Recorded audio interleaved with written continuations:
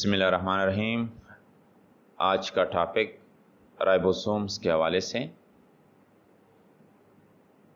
These are tiny cell organelles about 20 nanometer in diameter and were first studied by Pellet 1955।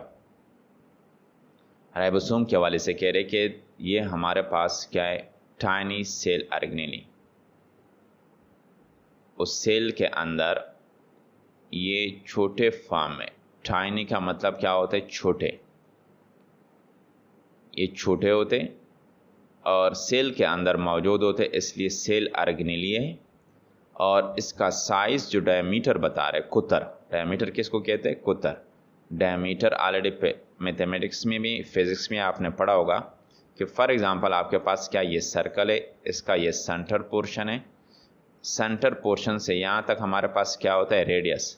लेकिन जब आप इस line को दूसरी तरफ पूरा फैला दो, सर्कल के एक तरफ से दूसरी तरफ एंडिंग तक, तो इसको हम क्या कहते हैं, डायमीटर कहते हैं। क्या कहते हैं, डायमीटर कहते हैं।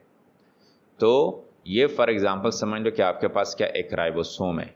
आप एक राइबोसोम का एक साइड से लेकर जब दूसरे साइड तक उसकी मेजरमेंट करते, पैमाइश करते, तो वो कितना आता है, 20 नैनोमीटर होता है उसका size. And were first study, और इस राइबोसोम को पहले किसने स्टडी किया, बाय पेलेट 1955 में। Eukaryotic ribosomes are composed of almost equal amount of RNA and protein. और ये राइबोसोम जो होते हैं ये किस चीज़ के बने होते हैं, ये प्रोटीन और आरएनए के बने होते हैं, आरएनए एंड प्रोटीन के। अगर हम बात करें यूकैरियोटिक राइबोसोम, जिस तरह नॉर्मली दो सेल हम पढ़ते हैं, एक यूकैरियोटिक और दूसरा कौन सा होता है, प्रोकैरियोटिक। प्रो का मतलब क्या होता है, बिफोर। जो प्रोकैरियोटिक है वो बहुत पहले जब दुनिया बनी हुई थी प्रोकैरियोटिक, तो उस टाइम जो सेल आए हुए थे पहले, जो सिंपल फॉर्म में थे, उसको हम क्या कह रहे थे, प्रोकैरियोटिक कह रहे थे। यहाँ पे प्रोकैरियोटिक की बात नहीं हो रही। जब दुनिया आगे चलती गई, इसी तरह सेल भी क्या हो रहे थे, एडवांस हो रहे थे। तो एडवांस होने की वजह से फिर इसका क्या नाम पड़ गया, इस तरह, यूकैरियोटिक। अगर हम बात करें यूकैरियोटिक सेल की बात करें, उसमें जो राइबोसोम होते हैं वो कह रहे हैं कंपोज्ड ऑफ, वो राइबोसोम बने होते हैं किस चीज़ के बने होते हैं, of equal amount of RNA. उसमें जो आरएनए मौजूद होता है वो भी इक्वल होता है, और प्रोटीन भी क्या होता है, इक्वल अमाउंट। उसकी मकदार, अमाउंट का मतलब क्या होता है, मकदार जो होती है वो इक्वल ही होती है, बराबर होती है। इक्वल का मतलब क्या है, बराबर होती है। Hence they are ribonucleic protein particle, इसलिए आप उसको हम क्या नाम देते हैं, राइबोन्यूक्लियोप्रोटीन। तो एमसीक्यूज में आपको आ सकता है कि ribosome is also called, ribosome का दूसरा नाम क्या है, राइबोन्यूक्लियोप्रोटीन पार्टिकल भी उसको हम कह सकते हैं। ठीक है, दो पोर्शन आपके पास है, आरएनए और राइबोन्यूक्लिक जो आपके पास है आरएनए की तरफ से आ गया पोर्शन, और दूसरा कौन सा है, प्रोटीन। तो इसलिए इसका दूसरा नाम क्या बनता है, राइबोसोम का राइबोन्यूक्लियोप्रोटीन भी कहते हैं। The RNA present in ribosome is ribosomal RNA. जो आरएनए उस राइबोसोम के अंदर मौजूद है उसको हम क्या कहते हैं, आरएनए सिंपल फॉर्म में कहते हैं। ठीक है, कौन सा RNA, RNA, ribosomal RNA. Ribosome exist in two form, either freely dispersed in the cytosol or attached with rough endoplasmic reticulum as tiny granule and are the site of protein synthesis। ये जो ribosome के हवाले से कह रहे हैं कि वो सेल के अंदर दो फॉर्म में क्या होता है, मौजूद होता है। कौन सा फॉर्म है, इधर फ्रीली डिस्पर्स जो आपको यहाँ पे नजर आ रहा है, या तो ये साइटोसोल पोर्शन है। देखो इससे प्रीवियस वाले जो साइटोप्लाज्म का टॉपिक, उसमें डिटेल से साइटोसोल के हवाले से समझाया हुआ है।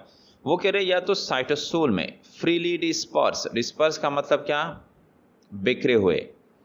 साइटोसोल में क्या होते हैं, यहाँ पे बिखरे हुए होते, इधर इधर इस तरह यहाँ पे बिखरे होते। या तो ये इस फॉर्म में होते राइबोसोम सेल के अंदर, या दूसरा ऑप्शन कौन सा है उसके पास, आर अटैच विद रफ या एंडोप्लाज्मिक रेटिकुलम। जो इससे प्रीवियस वाला जो हमारे पास क्या है टॉपिक है, एंडोप्लाज्मिक रेटिकुलम, उसमें डिटेल से आप देख सकते हो। या फिर किसके साथ हो, यहाँ पे आपको येलो येलो वाले पार्ट नज़र आ रहे हैं, ये बेसिकली क्या है, राइबोसोम है। किसके ऊपर है? Endoplasmic reticulum. ये जो रेड आपको नज़र आ रहा है एंडोप्लाज्मिक रेटिकुलम, इसके ऊपर जो येलो है ये हमारे पास क्या है? राइबोसोम है। और किस फॉर्म में मौजूद है? एस्टिनी ग्रेन्यूल, छोटे छोटे ग्रेन्यूल की फॉर्म में। ग्रेन्यूल क्या होता है? दाने का फॉर्म जो होता है, दाने की फॉर्म में इसके ऊपर जो आपको येलो शक्ल में नज़र आ रहे हैं ये मौजूद होते हैं। तो दो ऑप्शन राइबोसोम या तो फ्रीली स्प्रेड होते इस तरह डिस्पर्स फॉर्म में होते, या दूसरा ऑप्शन उसके पास कौन सा आ गया कि एंडोप्लाज्मिक रेटिकुलम के साथ अटैच होते, और उस एंडोप्लाज्मिक रेटिकुलम की अटैचमेंट की वजह से, उसके साथ अटैचमेंट की वजह से एंडोप्लाज्मिक को क्या बना लेता है? रफ बना लेता है। इसलिए हमने एंडोप्लाज्मिक रेटिकुलम में पढ़ा हुआ है स्मूथ एंड रफ के हवाले से। और उसके अलावा and are the site of protein synthesis, ये इंपॉर्टेंट बात है और इम्पॉर्टेंट एमसीक्यूज है। एक आपके पास ये एमसीक्यूज बहुत इंपॉर्टेंट है, ठीक है, राइबो न्यूक्लियोप्रोटीन, और एक जो है नॉर्मली ज़्यादातर एमसीक्यूज ओवरऑल आता है कि site of protein synthesis, protein synthesis का जगह बता दो जिसमें प्रोटीन बनता है। सिंथेसिस का मतलब क्या? बनना। तो नॉर्मली ये एमसीक्यूज होता है। तो वो कौन सी चीज़ आपके पास है? वो राइबोसोम है, ठीक है। तो राइबोसोम का काम क्या होता है? वो प्रोटीन की सिंथेसिस करना, प्रोटीन को बनाने का काम क्या होता है? वो राइबोसोम का होता है। Ribosome are synthesized in nucleolus of the nucleus. An example of protein synthesis by the free ribosome is haemoglobin. अब यहाँ पे तो बार बार हम कह रहे थे कि प्रोटीन को बनाने का काम किसका है? राइबोसोम का है। लेकिन एक दूसरी चीज़ जो है, ये क्वेश्चन भी अराइज होता है कि आया ये राइबोसोम खुद कहाँ से आता है? तो आपके पास ये एक सेल है, उस सेल के अंदर आपके पास क्या होता है? न्यूक्लियस होता है, ठीक है। उस न्यूक्लियस के अंदर छोटे छोटे पार्ट इस तरह और भी होते हैं जिसको हम क्या कहते हैं? न्यूक्लियोलस। ये हमारे पास क्या है? न्यूक्लियोलस। स्मॉल एन से उसको मैं ज़ाहिर करता हूँ, यहाँ पे जो आपको नज़र आ रहा है न्यूक्लियोलस। इस न्यूक्लियोलस के अंदर क्या बनता है? राइबोसोम बनता है। और राइबोसोम यहाँ पे न्यूक्लियस के अंदर, न्यूक्लियोलस के अंदर एक न्यूक्लियस के अंदर क्या आ गया? न्यूक्लियस आपके पास आ गया न्यूक्लियस के अंदर। उसमें क्या बन गया? राइबोसोम। ये राइबोसोम फिर क्या हो जाता है? बाहर इसी न्यूक्लियस से साइटोप्लाज्म में आ जाता है। तो इसलिए या तो फिर डिस्पर्स फॉर्म में मौजूद होता है, या फिर किसके साथ अटैच होता है? एंडोप्लाज्मिक रेटिकुलम के साथ अटैच होता है। तो आपको यहाँ पे आइडिया हो गया कि हम कह रहे थे कि प्रोटीन कौन बनाते हैं? ये राइबोसोम क्या बनाते हैं? प्रोटीन बनाते हैं। लेकिन ये राइबोसोम खुद का किस से बन के आता है? वो न्यूक्लियोलस से बन के आता है। तो आप ये भी कह सकते हो कि जो प्रोटीन की फैक्ट्री जिसमें प्रोटीन बनता है वो राइबोसोम होते हैं, जबकि राइबोसोम की फैक्ट्री जिसमें राइबोसोम बनता है वो हमारे पास क्या है? वो आपके पास न्यूक्लियोलस है, ठीक है। यहाँ पे सिंथेसाइज का मतलब क्या है? बनना। एग्जाम्पल आपके पास है protein synthesis. An example of protein synthesize by free ribosome is haemoglobin. एक एग्जाम्पल आपके पास हेमोग्लोबिन का के राइबोसोम बनाता है। कौन सा? हेमोग्लोबिन बना रहा है। इन यंग आरबीसी, जब आरबीसी क्या हो? यंग फॉर्म है, वो रेड ब्लड सेल की बात हो रही है। एच राइबोसोम कंसिस्ट ऑफ 2 सब यूनिट। स्ट्रक्चर की तरफ आते हैं कि राइबोसोम के क्या स्ट्रक्चर किस तरह होता है? 2 यूनिट पे मुश्तमिल होता है। कौन से 2 यूनिट आपके पास है? 2 सब यूनिट हमारे पास होते हैं। एक सब यूनिट क्या होता है? 1 लार्ज, और दूसरा क्या होता है? स्मॉल होता है, जो आपको फिगर में भी नज़र आ रहा है।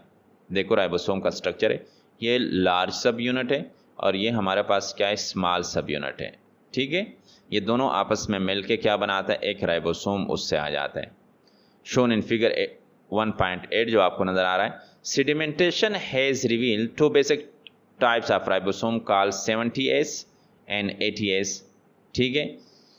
सेडिमेंटेशन प्रोसेस जो है जिसमें ये राइबोसोम के यूनिट आपस में मिल जाते हैं, उस प्रोसेस के टाइम वो कह रहे हैं कि हमारे पास रिवील का मतलब क्या है? जाहिर करना। 2 बेसिक टाइप के राइबोसोम का यहाँ पे जिक्र किया हुआ है।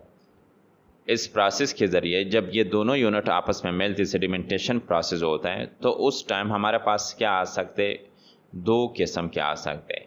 एक किस्म आपके पास क्या है? 70S, जो बेसिकली किस चीज़ का बना होता है? कम्बिनेशन क्या है? जो लार्ज यूनिट होता है 50S, और दूसरा क्या होता है? 30S, ठीक है। ये एस और ये एंड है, एस एंड के साथ मिक्सअप हुआ, ये अलग है। 50S एंड 30S, जबकि दूसरा जो आपके पास टाइप है वो ATS, एक 70S और एक ATS की कम्बिनेशन क्या है 60S जो लार्ज यूनिट है, और स्मॉल यूनिट हमारे पास क्या है 30S। ठीक है, मिसाल के तौर पर अगर आप ATS को ले लो तो आपके पास ये क्या होगा, ये 60 होगा, और ये जो छोटा आपके पास है वो क्या होगा, वो 40 होगा। इस तरह हमारे पास अब क्वेश्चन यहाँ पे आ रहा है यहाँ पे कि आया हमारे पास जब 40 और 60 आपस में प्लस हो जाते तो इससे आपके पास क्या आता है 100 आ रहा है, लेकिन ये हमारे पास टोटल कितना आ रहा है, ये 80 आ रहा है। तो 20 किधर चला गया।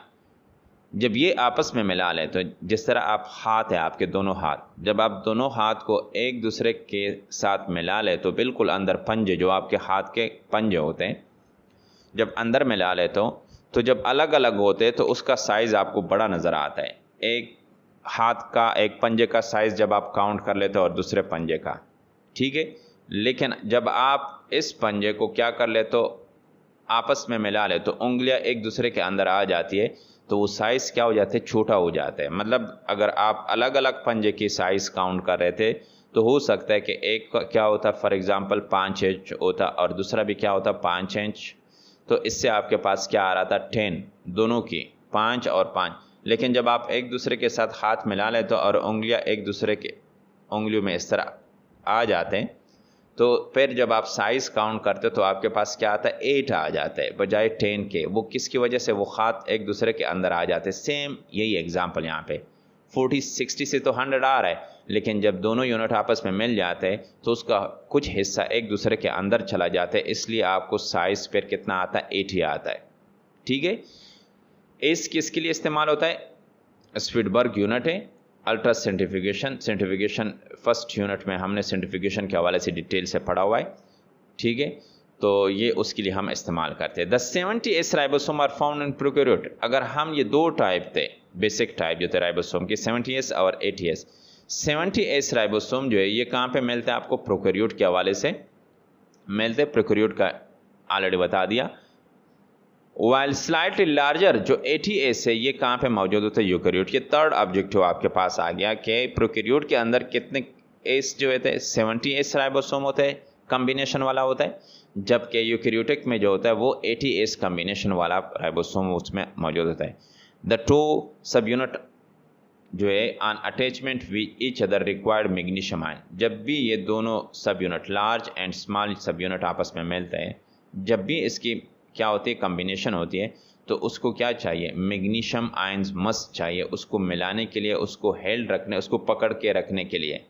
The ribosome are attach to mRNA through small ribosomal unit. ये राइबोसोम जो होते हैं ये अटैच होते हैं, वो कह रहे हैं कि mRNA क्या होता है, मैसेंजर RNA जो सेल के न्यूक्लियस के अंदर नॉर्मली मैसेज लेके आती है, साइटोप्लाज्म में आती है। वो कह रहे हैं कि ये क्या होती है, अटैच होता है राइबोसोम किसके साथ, इस mRNA के साथ अटैच होता है ribosome through small ribosomal unit. छोटे से राइबोसोमल यूनिट के जरिए क्या होता है, ये फॉर एग्जांपल राइबोसोमल यूनिट है, ये राइबोसोम साइटोप्लाज्म में ये सारा प्रोसेस होता है। साइटोप्लाज्म से आकर जो mRNA बाहर यहाँ से न्यूक्लियस से आ जाता है बाहर, इसके साथ फिर क्या हो जाता है, ये राइबोसोम अटैच होता है, लेकिन कौन से पोर्शन पे, राइबोसोमल यूनिट वहाँ पे होता है। राइबोसोम के लिए जगह होती है, स्पेसिफिक होता है, डॉग जिस तरह हम कह सकते हैं, या हेलीकॉप्टर के लिए क्या होता है हमने हेलीपैड बनाया होता है उसके ऊपर उसने, तो इसी तरह स्पेसिफाइड पोर्शन होता है, राइबोसोमल यूनिट होता है, उसके ज़रिए क्या होता है, ये राइबोसोम यहाँ पे mRNA, ये mRNA के ऊपर क्या हो जाता है, अटैच हो जाता है। ठीक है, a group of ribosome attach to mRNA are called polysome. ये नेक्स्ट ऑब्जेक्टिव आपके पास है, इंपॉर्टेंट ऑब्जेक्टिव है। अ ग्रुप ऑफ राइबोसोम, ये एक राइबोसोम तो अटैच नहीं होता, दूसरा इसके साथ अटैच हो जाता है, फिर तीसरा, इस तरह चौथा किसके ऊपर अटैच हो रहा है, mRNA के ऊपर। अ ग्रुप ऑफ राइबोसोम जब किसके ऊपर अटैच हो जाते हैं, mRNA के ऊपर आ जाते, तो फिर इस स्ट्रक्चर को हम क्या नाम देते हैं, पॉलीसोम कहते हैं। क्या कहते हैं, polysome. mRNA plus a group of ribosome. Group of ribosome क्या होता है, पॉली का मतलब क्या होता है, मैनी, सोम किससे आया होता है, राइबोसोम से आया होता है। ये देखो आपको नजर आ रहा है। ठीक है, तो इसलिए जो मैनी राइबोसोम एक साथ आ जाते हैं ग्रुप की फॉर्म में, तो उसको हम फिर क्या कहते हैं, पॉलीसोम का नाम देते हैं। तो उम्मीद है कि आपको टॉपिक की समझ आई होगी। फिर भी अगर कोई क्वेश्चन हो तो आप कमेंट सेक्शन में